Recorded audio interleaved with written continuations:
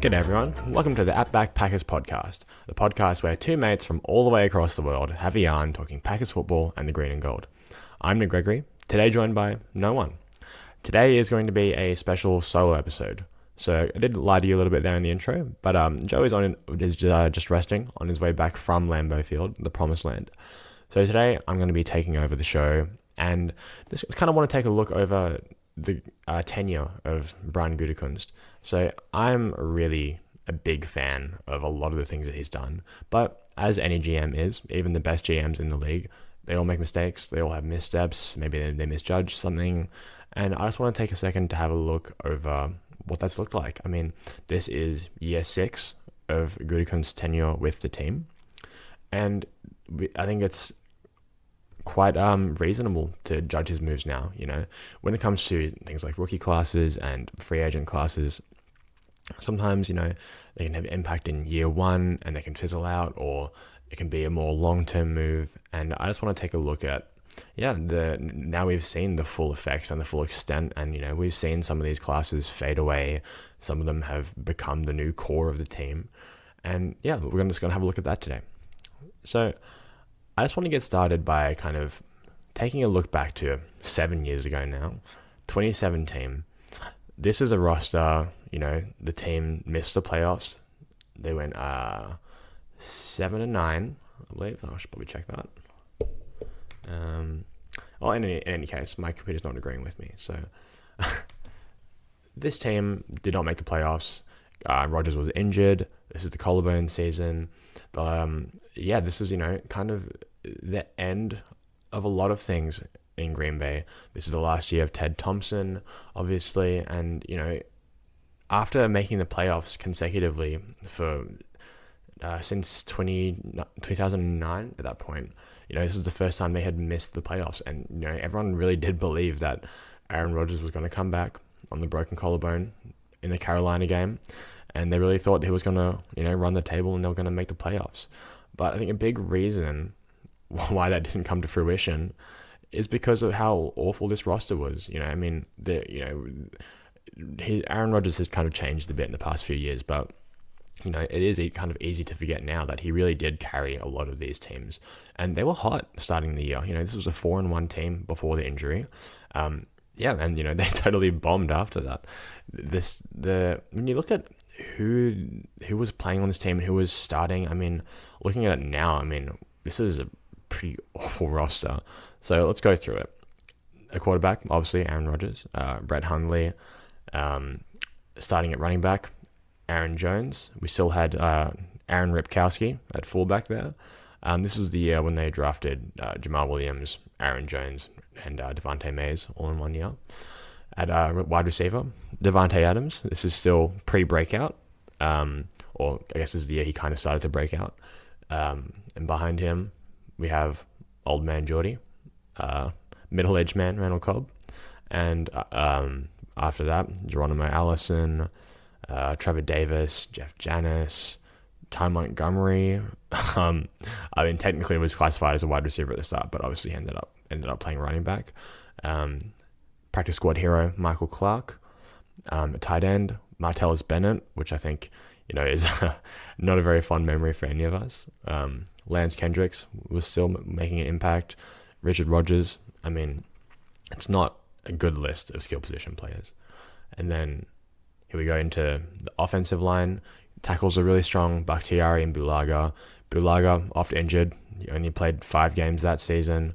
At guard, Jari Evans, Justin McCray, Lucas Patrick had just kind of started with the team. Lane Taylor was still with the team. We still had Corey Linsley, which was really good, obviously. This is in the middle of his Iron Man streak, starting every single game, every single snap. You know, the O-line, awful guards. I mean, Lane Taylor, he was kind of serviceable, but the O-line, you know, had moments of struggle, you know, and especially when McCray was in there. I mean, you know, again, this is another hole to address. Defensive line, this was the only year where we got Kenny Clark, Mike Daniels, and Dean Lowry all together at the kind of at the cusp of Kenny's breakout. Montravius Adams still there. Going into the linebacker and edge department, we have Clay, obviously, Kyler Fackrell, Team Hero, Nick Perry, and Ahmad Brooks. I mean, Vince Beagle. We go to the off-ball linebacker, Blake Martinez, Joe Thomas, Jake Ryan. I mean, again, pretty slim pickings at linebacker. And then the biggest hole with this team, which everyone knew at the time, and was just coming off the back of that 2016 playoff game against the Falcons, where we had Quinn Rollins, and Ladarius Gunter, Lindsey Pipkins, all starting and defending Julio Jones in the playoffs in the middle of his prime. I don't think anyone is missing those days. This is a time when we were still relying on Kevin King. Demarius Randall was still a central part of the team. Clinton Dix was still a starting safety. I mean, this is I think it's pretty easy to see. There's a very depleted roster. And so Gutekunst gets hired in 2018. Ted Thompson's time with the team finishes. And here comes the pivotal moment, the shifting of the team, a new era. And so here we go into the 2018 draft. So the first draft of Gutekunst's career, again, he's looking to make a big splash. He's looking to address some of these holes, but the Packers, they have their way, and he does have a leash, and he does have a long-term plan. And, this is kind of the first we see of his draft philosophy, the kind of like shotgun method of just drafting heaps of players at one position and just seeing what sticks. And so we start with the masterful drafting of Jaire Alexander. They start at pick 15. They trade down and they trade up again. In the process, they get an extra first from New Orleans. And they still manage to get Jaire Alexander. Derwin James was still on the board at their original position, which a lot of people really wanted to draft. And obviously he would have been a fantastic move, but I think looking back, we can probably say pretty confidently that Jaire was probably the best pick they could have made at that spot. I mean, he obviously had that one season of injury, but he's shown flashes of defensive player of the year type caliber play. He definitely is not, his career is still on the up. Derwin James, again, he lost lots of time in his early career, especially, almost three full seasons worth of missed games with injuries, and a fantastic player. But as far as someone who's solidified themselves as a leader and permanent fixture within the team who can be relied upon as a number one talent in the DB room, it's really hard to get much better than Jaire Alexander. And, this is the kind of guy who will be, a perennial all-pro player. Top 5 kind of guy. And it took him a few seasons to get going. But, again, the long-term plan worked out and was an absolute home run, A-plus pick. And honestly, one of the most incredible draft moves of any team, really, in the past 10 years. The fact that you can get an extra first the next year, and even if Savage, it doesn't work out, still kind of pending on that one, it's still a fantastic move, and it's just an incredibly intelligent move. And it's this whole thing of looking into the future while still addressing the present.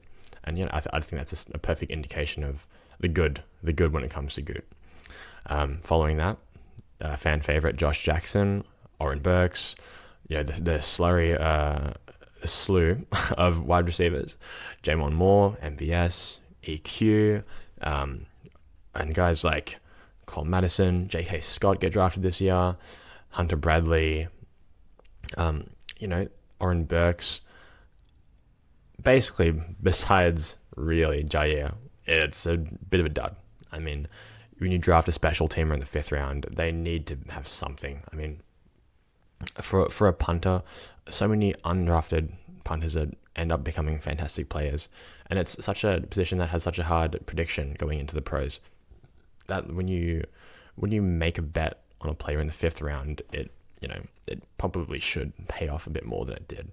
And he is playing for the Chargers now, so I don't think he's like a total dud of a player, but for what he did for this team, I think there's a bit of miscalculation on Gut's part. Fantastic holder, not so sure about his raw punting ability with the team. MVS, one of my favorite Packers players, over the past couple of years, and seeing him progress from the fifth rounder to a really integral fixture within the team. He obviously got ragged on a lot, and the death threats and things like that, and now he has a ring. Good for him. But I think he was actually really underappreciated in his time here, and I personally like him a lot more than Lazard. I just think his skill set was just so fantastic. He was a fantastic blocker, a big, fast dude. I mean, I don't think he's ever going to be a number one receiver on any team, but I mean, man, he can play, and he's a really, really good deep threat. I'm happy to see him having success now, and he there's no doubt that he elevated the offense when he was there. And I think his absence was a big reason why they didn't win this playoff game in 2021. So yeah, that's the 2018 draft.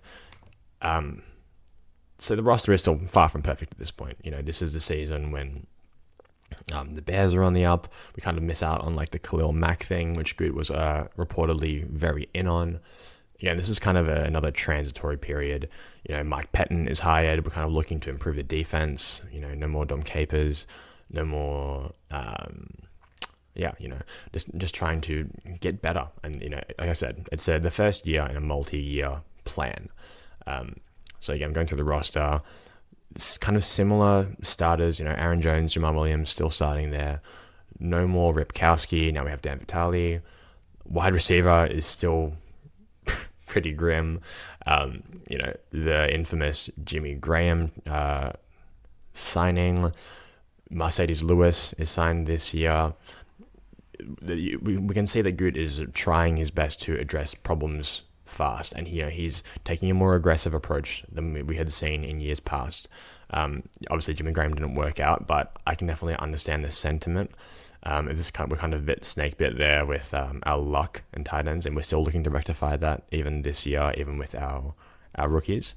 But we started to get a glimpse into his philosophy, the aggressive pursuit of fixing positions. He's not going to rely necessarily on like a fifth rounder wide receiver to fix a problem. He tried his best to get multiple different players to kind of fill in, and obviously Devontae Adams had shown potential as a number one receiver at this point. He brings in Mo Wilkerson, who has his career really tragically ended by Kentrell Bryce breaking his leg. Friendly fire, broken leg. It's pretty brutal. I didn't think he was ever going to be amazing, but I think he would have been kind of similar to what they got out of like Jarran Reed this year. They come in with a few more linebackers. This is the year where we have Antonio Morrison, Corey Toomer come in. These kind of guys, Oren Burks. They're still not really sure how exactly to use them. This is the year when Bashaud Breeland joins halfway through the year and has a nice finish to the year. Crazy Tony, Raven Green, these kind of guys that made a bit of a name for themselves as temporary Packers. But I really, it was a fun year because for me it was like almost similar to this year. There wasn't really large expectations for them to go in and win the Super Bowl. I didn't feel like they were like wasting time or wasting a window. It was really, it was evidently a transitory period. This is the year when they go 7-8-1, right? It was definitely an interesting season. I think the fact that Mike Pettin got so much out of the defense was really promising. The amount of sacks, I really enjoyed what they did with this team, and still very like lacking on the edge rushes. Still, it's a rookie Jair. You can't really expect a rookie to immediately fix your DB room. But I just think it was a good start. And at the time it felt better than it does now.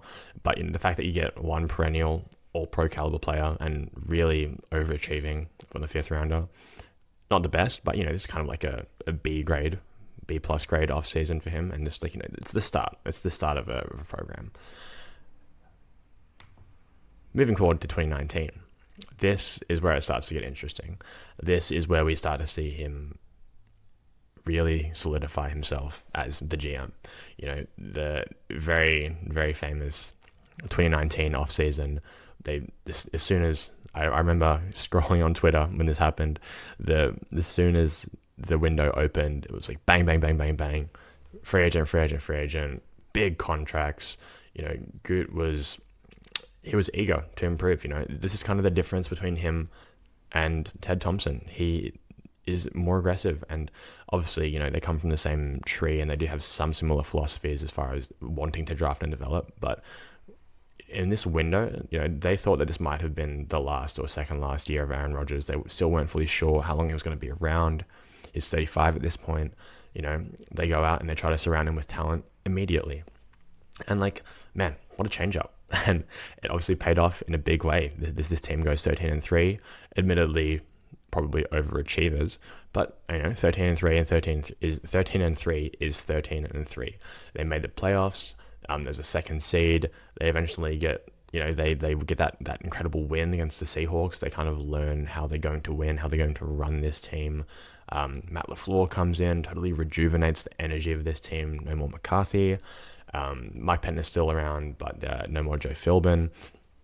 Again, this is the Packers start to feel young again. They start to feel fun again. They feel cool. Eventually, they do kind of come back down to earth a little bit. But, the defense, I think some people do forget the defense was mega, mega hot at the start of the year. There's a video from Boldy. I think he says, why the Packers is a top 3 defense. And this is, about week 4 or 5. And, I think, we did kind of see that cool down a bit. But, we saw glimpses and we saw flashes. The offense still struggled a little bit. The first year of a new system, it's always a little bit awkward, especially with an old quarterback who's only ever been really in the one system his whole career. But it was fun. It was a really fun season. They won games they shouldn't have won. And, even with that brutal, heartbreaking 49ers loss, I think it was really hard to be upset with how the season ended. This is the culmination of these initial moves. If you go into the 2019 draft, this is the year when they draft Rashawn Gary, as I mentioned before. Again, another. I think he has a defensive player of the year in him. I think he had a good chance to win last year had he not been injured. He really is the heart and soul of that defensive line next to Kenny Clark. They get Darnell Savage, and like I said, jury's still out on him. This is probably going to be his last season in Green Bay if he doesn't pan out. Elton Jenkins, man, what a steal in the second round. One of the best, most versatile linemen in the entire league. Even off the back of an ACL injury, still playing at such a high level when it comes to playing in the interior. I think personally, I think he can survive at right tackle, but we kind of got an unfair look at him last year. Again, coming off the injury, the mobility is a bit of a question mark, and you don't need as much of that as a guard as you do in tackle. So I do think if he had another crack at it, he probably would be better. But I think it's hard to argue that his natural position isn't in the interior, because he's just so good in there. He's an all-pro caliber player in the interior, and he can play left guard, right guard, center. I think left tackle is probably better than right tackle for him, which is still not out of the question, by the way, for him to fill in for Bark if Bark is traded or released or let go, blah blah blah. I think that's still in the cards, for him to play at left tackle into the future. But again, he got an extension last year, well deserved, and man, it's one of the most universally loved players in the league. Even what a fantastic pick in round 2. We see this the continuation of the third round curse here. Jace Sternberger, supposed to come in as a receiving tight end, has a concussion in the preseason that derails his entire rookie season. He just never recovers. It's nice to see him leading the USFL in touchdowns now, but I think it became pretty clear that he wasn't an NFL caliber player.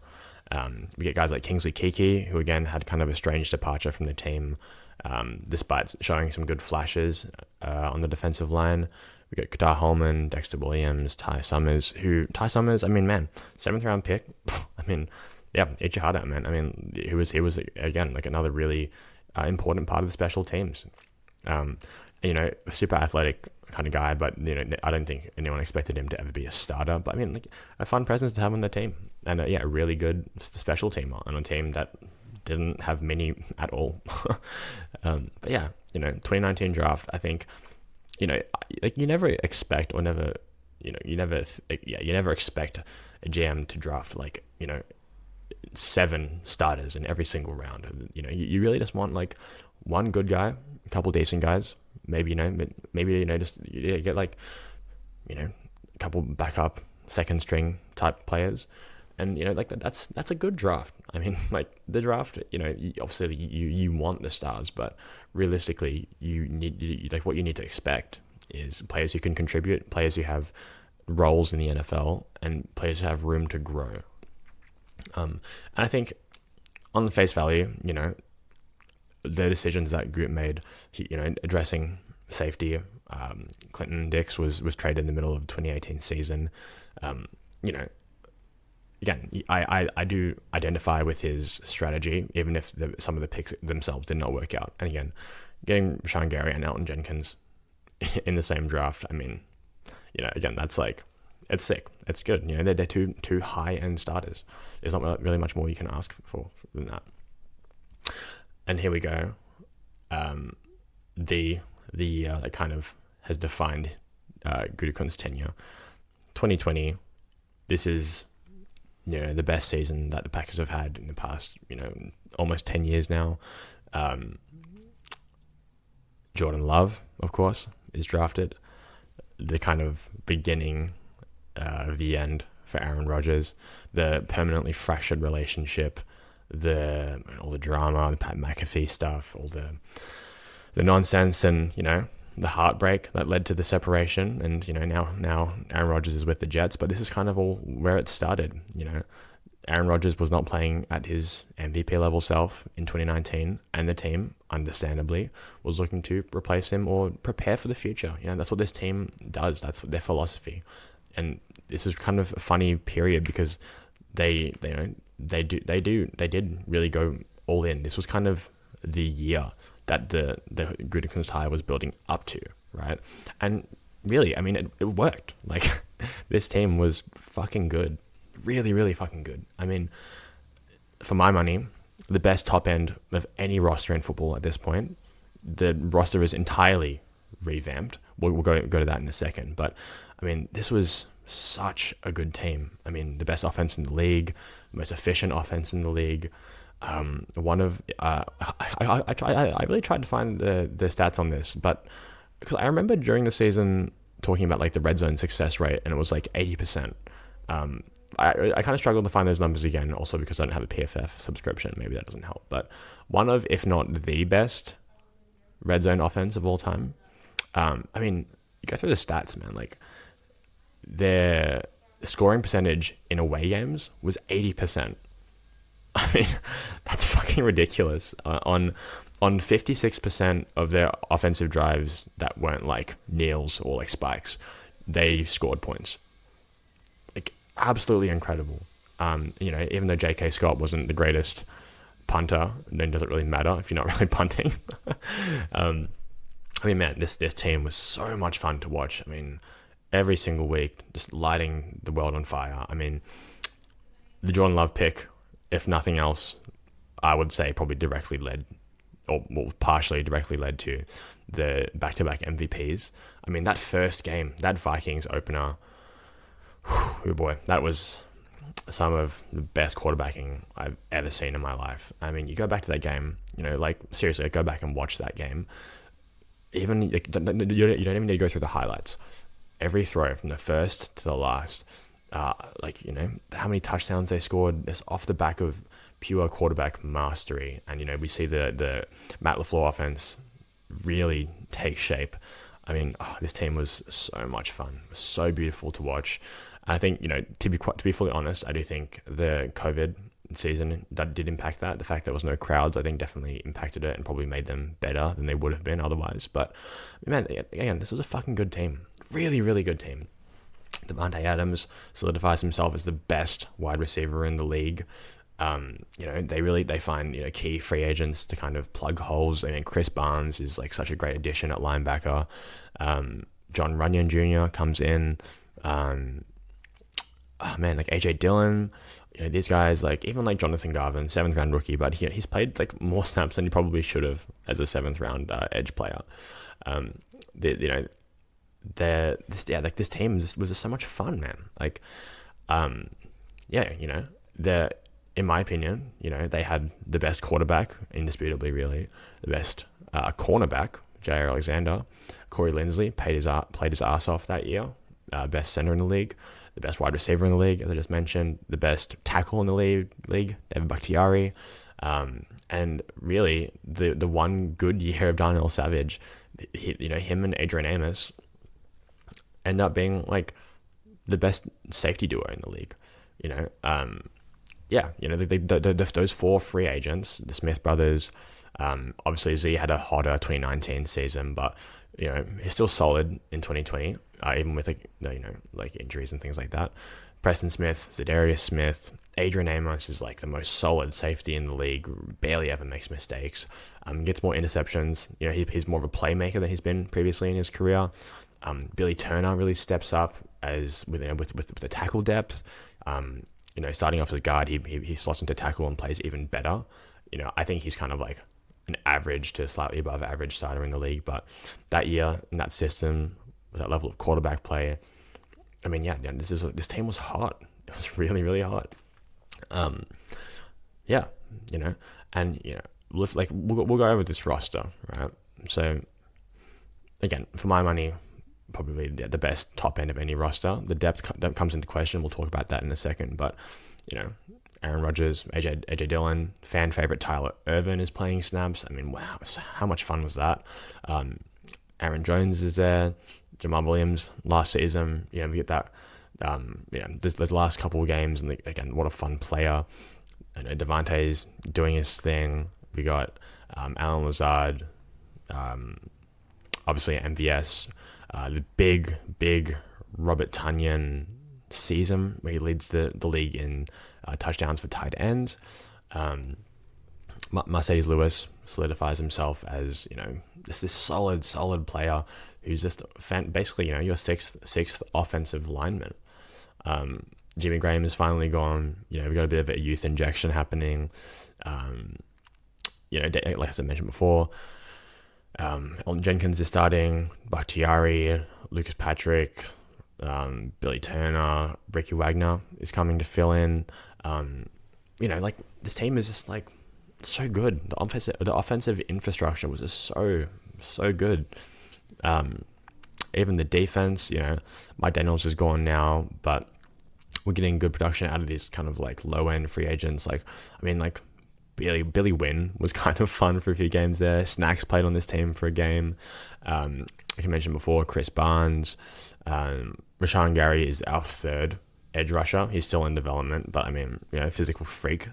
Jair Alexander has the best season of his career. This DB room is almost like a strength at this point. Totally. Like from being the worst cornerback room probably in the league to being incredibly strong, had the best cornerback in the league, and this is still the best defense that they had in recent memory. Even with those flashes in some of the Joe Barry teams we'll talk about, this team was they just had everything going for them, and the unfortunate Bakhtiari injury kind of really derailed that going into the offseason. But if there was any season to win the Super Bowl, man, this would have been it. A bit of a bittersweet memory, this one. But something I do want to talk about, though, is, I've mentioned here we've gotten some high-end starters through these drafts already. Rashawn Gary, Elton Jenkins, Alexander. But the thing we start to see in this team that does become evident with some of these injuries, this is a pretty healthy team, but some of those key injuries like Bakhtiari, we see that this team doesn't really know how to deal with injuries to those players. There's no backup plan for Bakhtiari, which is kind of like that old Peyton Manning quote that we don't practice fucked. But still, the depth on this team was lacking. Jair Alexander is fantastic. Kevin King was solid to average there, but behind those guys, it's like Will Redmond, Kadar Holman. Let me look up here. Josh Jackson is still kicking around on the team, basically like in the doghouse. Henry Black is still a backup safety. Shannon Sullivan is our starting nickel. again, which is like, again, it's fine when everyone's healthy, but as soon as something goes wrong, they were pretty, you're pretty boned there. And because we were so healthy in this season, it didn't show as much. But as we get into 2021 here, and they kind of had to make a lot of changes to that, and they still struggle with that today. Something I talk about quite often is that this team, they love to build from the top down, and kind of as a result, a lot of the second stringers do get neglected, and we kind of end up with, in my opinion, a lot of positions where the top is really good, the starter is fantastic, and the second string player is really like a third string quality type player. And even Alan Lazard, right? It might be a little bit controversial. I was really not a big Alan Lazard fan. I thought he was fine, but the fact that you're running with Alan Lazard as your number 2 receiver, and you're still not drafting or signing any priority value wide receivers, not ideal. Not ideal at all. Because again, it's if Devontae is out with injury, you can kind of make do. But I mean, really, Alan Lazard is not the type of guy you want to be taking primary receiving snaps. He can flash, but I mean, man, Gmo flashed. Geronimo Allison had those incredible, spectacular catches once every 4 or 5 games, and then just did nothing the rest of the year. And Alan Lazard was better than Gmo. I'm not going to roast him that badly, but when you're depending on him to have significant snaps and get open on his own outside of Devontae Adams and outside of the system, which did kind of cool down a little bit in years following, that's not the greatest position to be in. That's one of the weaknesses I do find with Gut, is that he does struggle, in my opinion, to properly address depth. And again, I think if they had a better plan for Bakhtiari going out or a potential backup, maybe they do win that Tampa Bay game in which their O-line got absolutely manhandled. And again, speaking in retrospect, it's easy to make judgments, but you kind of see the cracks beginning to show a little bit there. And as we get into 2021, that's when it goes kind of full tilt, right? Just absolutely demolished by injuries. We have a few, obviously there's a few bright spots, and Rashawn Gary steps up as the number 1 linebacker, as a arguably top 5 edge in the league. We get really lucky with guys like Devondre Campbell. We sign Whitney Merciless as the backup, like a third stringer. At this point, Patton is gone after a historic rushing defense collapse in 2020. Joe Barry is here now. They want to prioritize physicality and the tackling, which they did do really well actually for 2021. But again, the guys that are behind the guys you want, Jair Alexander goes down, and you're all of a sudden Eric Stokes is the number 1 corner. Talented rookie, but no more Kevin King, no more Jen Sullivan. You're kind of just relying on these guys who are unproven, and Gut is forced to make do, right? And again, this team, another 13-3 season, they end up as the number 1 seed once again. And I think that really speaks to his ability to sign these incredible free agents just off the street. Rasul Douglas, he's our number 2 corner now, and he was signed off the Arizona practice squad. He comes in and wins us the game against Arizona, the undefeated Arizona Cardinals at that point. And, we are extremely injured, no Devontae Adams. And the guys who, the reason why we win these games is because of these random free agents that we picked up. You can't really give Gut enough credit for these kind of signings, because really it's bargain bin players who just fill in as starters and are still around. Campbell and Douglas both were extended, and with good reason. Linebacker had been such a struggling position for so long on this team, and the guy we find who becomes the first team All-Pro is someone we just signed a week before the season or into the camp. If it's basically bottom of the market vet min kind of type deal. yeah, and I think that's one of those things that Gut is really, really good at, yeah, and like we'll get into the draft here. This is when Corey Lindsley departs. We draft Josh Myers in the second. Eric Stokes, like I mentioned before, has a really fantastic rookie season. The third round curse continues. Amari Rogers, Royce Newman, I'm probably higher on him than most, but evidently not a starting caliber player just yet, if not ever. Still holding out hope. TJ Slayton, Shamar John Charles, Cole Van Lenen, Isaiah McDuffie still with the team, and Kylan Hill. This is kind of a better draft, but again, like I mentioned before, the depth. We have Eric Stokes and Josh Myers who are starters. Mari Rogers is gone. Royce Newman is like a second or third string guard. TJ Slayton is really probably a second string quality player who's just being asked to fill in as a number one. Shamar John Charles is like probably not an NFL player. Isaiah McDuffie is showing up a little bit, but again, second to third string quality player, realistically good special teamer. We just kind of struggle with the depth here. There's still not a really reliable second option at receiver. Again, I loved MVS, but he was oft injured this season. And there really wasn't a second guy to go to after Devontae who you knew would, like when we had, that like middle of 2010s, Jordy is the number one. You have Cobb as your number two. Devontae is your number three. I mean, man, like even Devontae as a number three was more reliable and better, frankly, than MVS and Alan Lazard. And even with the drops, right? Like they really, granted, Gut tried with Amari Rogers, but even then, he was always going to be a bit of a project, kind of fitting into like an actual like working receiver role. And that is kind of what we see here. The bones of this team are still quite good in 2021, thanks to Gut. But the low end, the depth, does still struggle. And if it wasn't for the fact that we had Devontae, this would probably be, bottom five. I mean, it kind of is bottom five.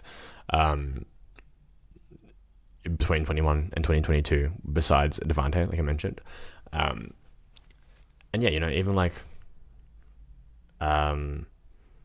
safety, this is when Savage kind of cools down a bit. Amos starts to show signs of age, and it just seems like there's not much plan behind them when Henry Black is starting games.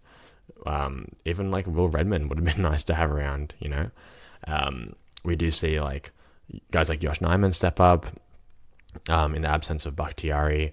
But Robert Tunyon tears his ACL, and there is like literally no one behind him. Mercedes Lewis does his best, but he's not a receiving tight end. DeGuara, still waiting on him to show up even now. Again, still holding out hope, but the fact of the matter is you're kind of banking on players to become better versions of themselves, not to continue to produce at a high level or even an average level.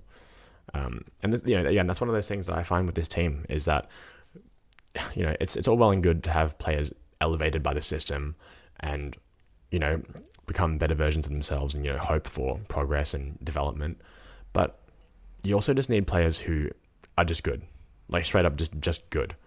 Josh Myers, I think, is a perfect example of this. He's like mega inconsistent player, has flashes of good, has a lot of flashes of awful. And, it's kind of like you're depending on him to be propped up by the system, or, you're hoping for those good moments. And then you have someone like Elton Jenkins, perfect example as well. Like, he's someone who's just good, even coming off the injury, even as a rookie, he's just a good player. And we need more of that. There's like a few cornerstones, and in between, there's just not many solid players who are actually dependable. That's something I think we really see with a lot of these kind of like the teams that have won championships in recent years, right? They get lucky on like a draft signing or a free agent, and they become like pivotal parts of the team. And, we did have that to some degree in these seasons, but I just think, a lot of the cornerstones, like Robert Tonyan even, right? They look good when they overperform, but when they revert back to who they really are, you really kind of feel that, that lack of talent. And not to say these necessarily terrible players, but NFL starters on a good team, not so sure. And again, another controversial opinion, we talked about this on the pod before, with the episode with Sanjay. I'm not a really big believer in John Runyon as a good NFL starter. I think he's perfectly serviceable. I think he's like a league average kind of starter, very, very high-end number 2 backup. I'd love to have a lot of John Runyons on the team, like that kind of level of player. But as a starter, I think, you should be looking to replace him. And, maybe they are. Maybe that's what the Sean Ryan draft pick was. But, still kind of waiting to be seen. Anyway, bit of a tangent, but, this was also, I will say, this was one of my favorite seasons, 2021. I was convinced this team was going to win the Super Bowl. I told the story before, but I was still working as a chef at the time, and I told my boss that because I had just started this place, like not even like a month, and I told him, I was like, if the Packers go to the Super Bowl, I'm just going on holiday like next week, and like there's nothing you can do about it. Which is, my bank account is definitely thankful that didn't happen. But I was ready to like pack up my shit and just go, because I really thought that this is the team when they finally dealt with adversity, when they finally had to come back and, pull themselves back together. I thought this was the team that could actually do it. When they got punched in the mouth, they'd punch back. And, they did for a large part of the season. Even that playoff game, they kind of did, but the special teams really just, let's not talk about that. But as far as what Gut had done, I think his adjustment, despite a lot of these like missed draft picks, his adjustment was really kind of what propped his team up. And so we get into 2022, the last season of Aaron Rodgers. Let's take a minute to just look back at these draft classes. So at this point, we've gone through, 4 years of drafting. Out of those 4 years, we have actual starters who are still with the team now. Jair, that's one player from 2018. Again, I give him credit for MVS. That's a player and a half, or, player and 3/4. I like MVS. 2019, Rashawn Gary, good player. Elton Jenkins, good player. Daniel Savage, to be determined. So that's 3.5 players so far. Or maybe, 3 and 2 half-halves. 2020, Jordan Love, still massive, humongous question mark. AJ Dillon, in all likelihood, probably his last season with the team. John Runyon Jr., he's a player, right? He's started for this team, whatever, we give him that. Again, that's like 6, 7 players from 3 drafts. 5, maybe really like 5 starters. A backup running back in the second round. I love AJ Dillon, but come on. He's still a backup, and he hasn't shown any signs of being really capable of consistently taking over that running back job.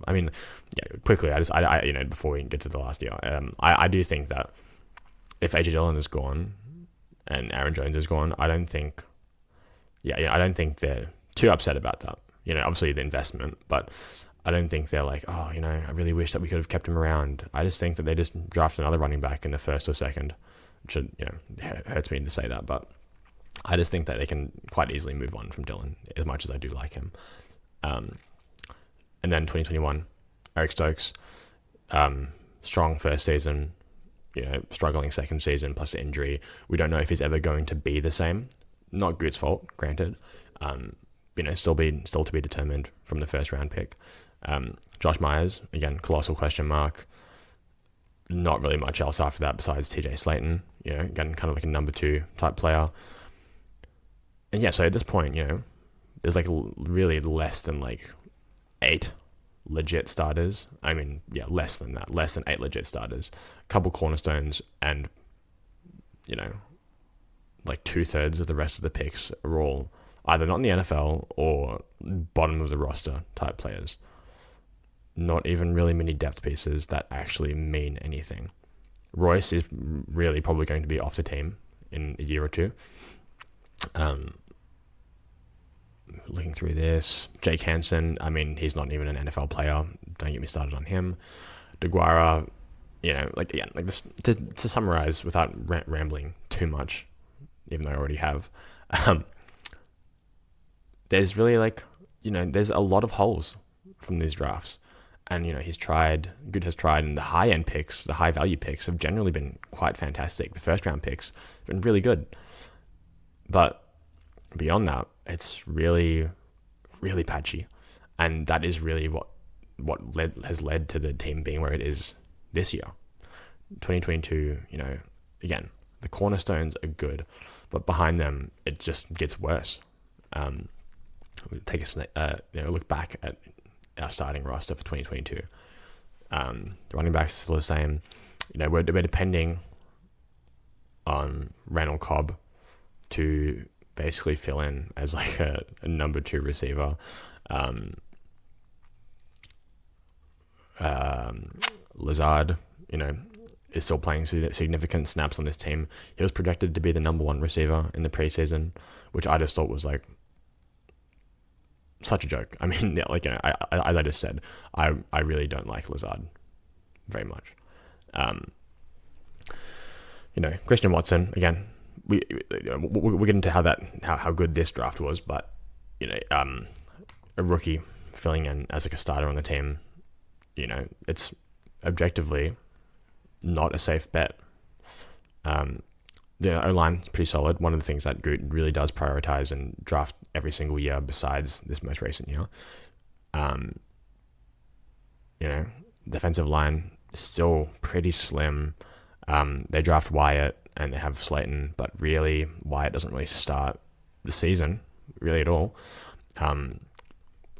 Clark is just still doing it by himself. Dean Lowry is still somehow starting snaps. It's like Gut just, I don't know, maybe Dean had like some serious dirt on him or something. He needed to keep him on the team. Linebacker getting better. Again, like there's still good bones to this team, but we see the holes opening up and the things that have been neglected, wide receiver room, tight end room, we really start to feel that. They didn't have, to start this offseason, they had no tight ends on the roster. Like literally not a single tight end. Tyler Davis, special teamer, Josiah DeGuara, not really a tight end, fullback, third round fullback. It was grim. The holes in this team kind of caught up with them. And I think that's why they kind of missed the playoffs, because they were relying more on their cornerstones. They were relying more on the system that, whether or not it was Matt LaFleur's system, we will see, I guess, this year. But, the things that had been good for them in the past didn't work. When the scheme and the rest of the team wasn't able to prop up the weak parts of the team, what you're left with is an 8-9 team, and that's exactly what happened. Now, I will say, this draft was fucking phenomenal. Maybe a little bit early, but as a Christian Watson fan for life, pretty sick. Really good draft to come into this year. And still to be determined on how exactly that pans out. I mean, I did like a lot of these drafts when they happened, even though if they haven't fully succeeded now. But I mean, yeah, this could be really the turning point, and this could be the difference. This past draft, 2022, could be the difference between this team succeeding with Jordan Love and Jordan Love basically being out of the NFL. It could be the difference between Good's job, Matt LaFleur's job, and hiring whoever else to be the GM and the head coach. In my opinion, if we don't have this kind of draft, this could have been their last year. Let's go through this draft. Controversial first round pick. Obviously, this is the year when Devante is traded. We get a first and a second. We do kind of see this thing with Gut where he uses his extra resources to draft luxuries, which, whatever. Like, I think that's a fine enough strategy. But linebacker in the first at, 15th or 16th overall.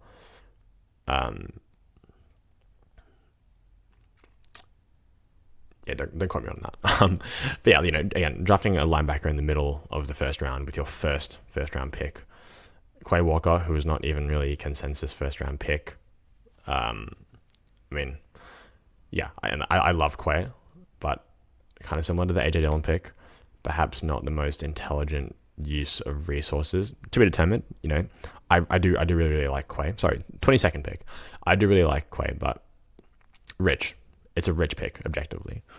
Coming with Devontae Wyatt, Christian Watson, love of my life. Sean Ryan, to be determined. Really haven't seen anything at all out of him. Romeo Dobbs, again, banger of a pick. Zach Tom, man was born to be a Packer. Kingsley and Agbury, absolute home run. Tariq Carpenter is a 7th rounder, and he's sticking around the team probably for a couple of years, even just as a special teamer, whatever. Jonathan Ford, still to be determined, really. Rashid Walker, very promising tackle prospect. He could be, the next kind of Josh Nijman type, if not just a guy. And Samori Toure, who's projected to be, a 3rd or 4th kind of receiver for the team this year.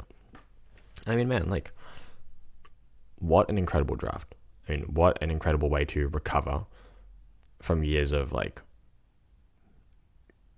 slightly above average to lackluster drafts. Quay is going to be the starting linebacker, if not in the middle of this season, next season. I think that someone mentioned that he was taking over number 1 snaps for some of the linebacker reps during minicamp, which is, take it with a grain of salt. But again, I think he's going to be really good, incredibly physically talented. Devontae Wyatt, I loved Wyatt. I kind of liked Wyatt's skill set a bit more than Jordan Davis. I love Wyatt, and I really think he's going to have a big role in this team. Christian Watson, I think everyone knows at this point how much I love Christian Watson. He's going to be a number 1 receiver for this team for the foreseeable future. Teams that were already game planning around him, against the Packers by the end of the season. It's only going to get tougher for him, but I mean, he's only going to get better. He's one of those players who is just good. He's just talented as fuck. Love Christian Watson. He bends the extra 2nd round pick from the Raiders to get Christian Watson, but honestly, I think fantastic pick. They mentioned that they would have happily picked him in the 1st as well. Dobbs going to be a starter. Tom going to be a starter.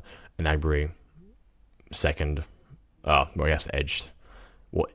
Future Edge 3, Edge 2. Once Preston is gone next year or the year after. Next year. This is such a good draft. This is the kind of draft that turns a franchise around. That Saints team where they had that banger draft was, I think, 2017, and just absolutely knocked it out of the park. This is that kind of draft. Best case scenario, if all these guys stick around, barring injury, blah, blah, blah. I mean, I cannot say enough good things about this draft, and we saw evidence of how good this draft was in the season. It's not just a projection of, I think he might be good doing this or in this way. It's a lot of these guys either are or will be just good players, and if not, just very high in depth. I mean, wow, love this draft. And that brings us to this season. A lot of projection, but kind of similar to 2018. It's a bit of a free season. It's the start of a new era. So much young talent. We're going to be relying on young players, but not in a way that we're relying on rookie Christian Watson to get us to the Super Bowl in Aaron Rodgers last year. No, this is more like give these players a chance to grow and learn and become good NFL players. Give these guys a chance to just play, you know? And that's why this season is so exciting. We don't have the Super Bowl hanging over our heads, and obviously it would be nice. I mean, fucking, that's pretty obvious, but yeah, we're not counting on that. You know, it's not Super Bowl or bust this year. It's let's just be a good team. Let's just reel it in. Let's just be a good team. Let's be together and win some games. You know, and again, I think this is another fantastic draft from Gut. We haven't seen a single snap from any of these guys, but I mean, the value and the way he's targeted these positions, I mean, I'm in love. We see again this kind of shotgun method, right? He drafts Luke Musgrave, Tucker Kraft, you know, two of the most talented tight ends in this class. I mean, some of my favorites, truly. Luke Musgrave, like, all the physical potential in the world. Tucker Kraft, again, he's like, you know, we kind of joked about this leading into the draft, but it was almost like a challenge to not draft a physically talented tight end in this year. But you know, these guys are definitely two great ones to have, and I love Tucker Kraft. He was one of my guys that I wanted them to draft. Nice rhyme. Yeah, you know, and then 3 wide receivers once again. Like, I think Gut had realized, put himself in a bit of a silly position, relying on that kind of talent last year, and he's going in with Jaden Reed, Dontavian Wicks, Grant Dubose. What a steal in the 7th round. Bo Melton, Christian Watson, Samori Toure, Romeo Dobbs. I mean, like, that's a fun room. Like, there were years there where we were arguing over who was going to be like the 5th wide receiver. Oh, it's going to be Reggie Beagleton, or it's going to be Darius Shepard, or maybe it's Jake Kumro. Like, no, like, I want to be fighting over who's going to be the starter, who's the number 2. This is the kind of, like, talent level you want to see on a good team. This is how you build depth. Find multiple guys who can be starters and see who wins. Then that way, you're left with maybe someone who's just a really fucking good backup. John Runyon. You know, I think if you find a replacement for John Runyon, don't look to get rid of John Runyon. Have him around as a high level backup. Lucas Patrick, I think, is another great example of that. You know, they have Lucas Patrick as like the backup guard. Obviously John Runyon won over him, but you know, it's like someone like that, like, who can actually like play. Not someone who's like, oh yeah, hypothetically he might be good, but blah blah blah. It's like these players who will be in contention for starting roles. I mean, Luke Musgrave is already the starter, just by virtue of lack of players there. But you know, guys like Colby Wooden, Carl Brooks, they can challenge for snaps. Anthony Johnson will be challenging for snaps. Jaden Reed will be fighting Romeo Dobbs and Samori Toure for snaps as the number 2. Like, that's like, what a fucking awesome position to be in. I really love the way they set themselves up this year. Lucas Van Ness, you know, I think he's going to be really similar to Rashawn Gary. I don't expect to see much of anything from him this year. But when he does get that role, I expect him to be good. Like, you know, we do like we do miss Mike Smith, but Jason Rebrovich is still a really, really good coach. And we see that from the edge play, you know. Yeah, I mean, yeah, like, what a fantastic draft. Yeah, you know, and like some of the moves that he made even last season, you know, it seems like every single year Gut just finds these random ass free agents who have big roles. I mean, the best kick returner in the league off the street. And he only returned kicks for like half the season. And he still led the league in basically every single stat. Return yards, average return depth, like efficiency, EPA, like, that's incredible. Like, you know, even like Rudy Ford, you know, I don't think he's like necessarily the best NFL player ever, but he's fine. Like, he has juice, he has energy, he can do stuff. You know, he's not like an active liability on the field. He's fine. Like, you know, average starter. Like, that's fine. It's better than Darnell Savage is at this point. Better than Adrian Amos really is at this point. Yeah, I mean, man, like, even going back to, like, this is a couple years back, but like Tyler Evan, like, that was like a fun pickup. That was a really fun pickup, and that added a lot to the offense. I think that's kind of what Gut does really well, is he picks up these random ass free agents, and I'm sure there'll be one this year. But between Chris Barnes, Devondre Campbell, Russell Douglas, Whitney Merciless, a bit more of a high profile kind of free agent, but still like off the street. Keyshawn Nixon, Rudy Ford, blah blah blah blah blah blah. Like that, he is genuinely one of the best in the league at that. So yeah, we're kind of entering a period of positivity. It's the off season where hope does spring eternal, as we always say. But I think these past two drafts are really they're going to be a turning point. There's no arguing that. And now that Aaron Rodgers is not around to hide as many things, and not that he was doing much hiding last year, but now that the system is going to be, almost like a reset, things are going to be more raw. It's going to be more honest about the quality of the players that we have. There's not really many vets on the offensive side of the ball to kind of hold hands. Bring it on. I love the position he's put this team in. I love how he's recovered. He totally bucked the traditional philosophy of draft and develop, and he went all in 3 years in a row, even when he shouldn't have. We can argue about whether or not he should have traded Aaron Rodgers after 2021, which I do believe they should have, but, like Westendorf says, their reigning MVP has never been traded and probably never will be. I think everything that he's done has made sense. I find it really difficult to disagree with many of the moves that he's made. Obviously, keeping some of the vets on, like Dean Lowry, I wish that he would have fought a bit more aggressively for wide receiver, but I can kind of understand where he's coming from, even if it wasn't the right decision looking back. But I do think this new era where, again, building this team up once again. Let's do one last look over this roster.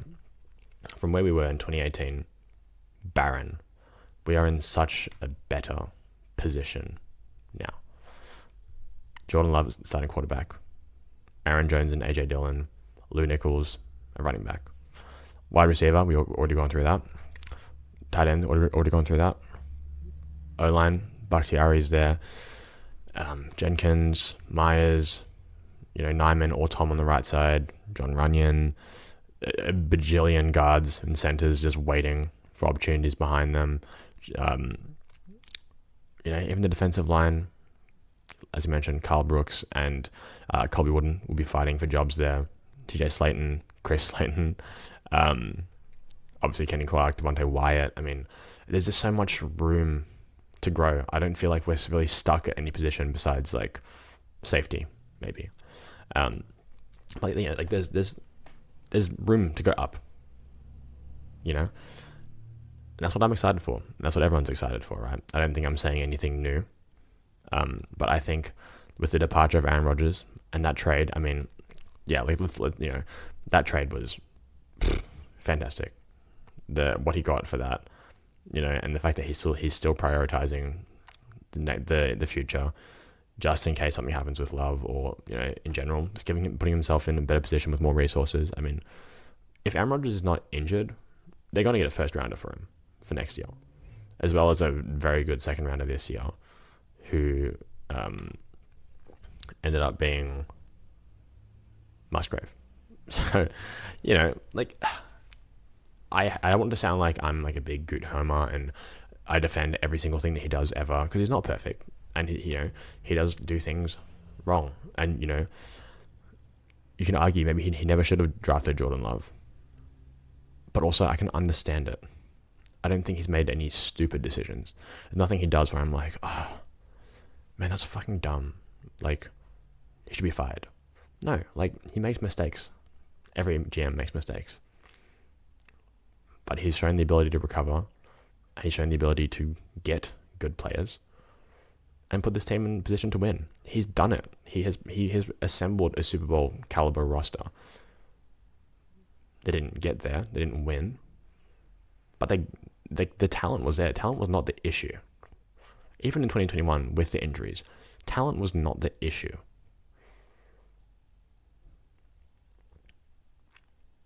And so, yeah, that's yeah. I mean, look, I'm excited to see what Gut does.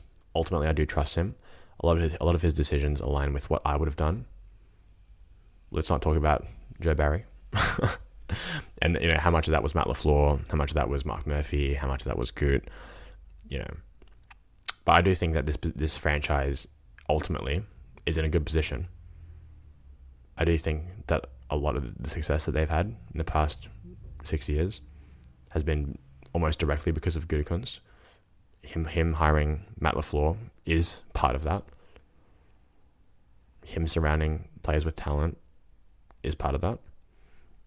And yeah, again, last thing I'll say, this franchise is objectively in a good position to, even if that's just assessing Jordan Love and moving on to Caleb Williams or Drake May, even if that is just, assessing what we have on the roster before we, move on.